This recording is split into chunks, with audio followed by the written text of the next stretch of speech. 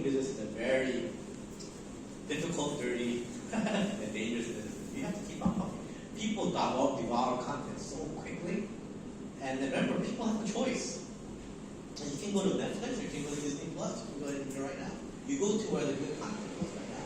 If you want to keep your community, you have to keep on pumping out new products, new content. Why do you think Apple pumps in watches? Why do you think Vision Pro right now? Because the only way that you're gonna satisfy the appetite of the community is that you have to keep on, and you have to provide products that they keep on. So you have to know you. It's like you can't sell a hamburger, to a person who likes Korean food, right? That's why I said if you're Korean food, right, you kind of expand little by little. You try to introduce new products, right now. For a gaming company, it's very, very, it's kind of very simple as that. The more often you patch and put more content in and everything else right now, you'll have a higher chance to go right now. If there are no updates, now you play games right now. I used to play World of Warcraft. I don't play anymore because there are no updates. I'm already God King Emperor.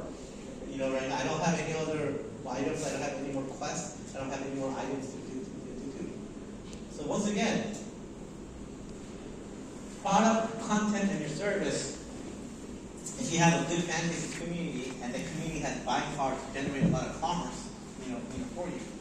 These are the 3 C's, that do it. And that's how you will sustain growth. Right now. That's why the expertise comes in and says, you know what? I know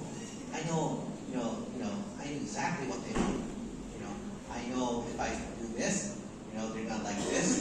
I can have these more modules right now. That's where your expertise comes in. Like that's they want when people buy the company, they're gonna talk to you in an entrepreneur business. How well do you know your community? How many do you know your client? How well right now. And then if you can't prove to them that you don't know your clients or your community right now, and worse of it, your community is not the community I really want to go to. Right now, your community is not a real target. It's not my target. That's when people are going to drop off.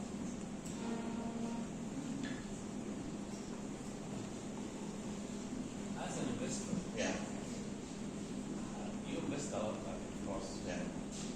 What is the factors that in different stages of the company that you say, for example, a seeds company that is seed, these factors are the things that I'm looking for this visual Series A, Series B, C, etc. So in the early stage, C stage, you really look at the expertise of the team. You have no revenue, right? They're not profitable. They're not assets, right now. So you really want to understand how well these guys know their space. Now, the product and service might not be the right product and service right now. We want to know that if they're willing to, the expertise is not willing to say that I know my stuff right now, but are they willing to, do they have the ability to adopt right now? So the early stages, when you look at the team, is 2 things. Do they have all the components of the team? Do they have, if you're a tech company right now, right? If you don't have a technical person, how can you call yourself a tech company? A lot of companies say, oh, I outsource my tech to India. I outsource my tech to Estonia right now. I don't know right now. But how can you say if you're a tech company if you don't have your own technical expertise? So we always look for, do they have? And then the thing is that the CEO, how well does he know the space? The space, the team, right now. And then the thing is that, and we could be wrong, right now that, and then we have to make a decision. This product and service seems, we seems to be okay. But the most important thing is that, let me tell you a secret. All the 300 companies that we invested in, there's not one company that's doing the business they pitched us. It's a different variation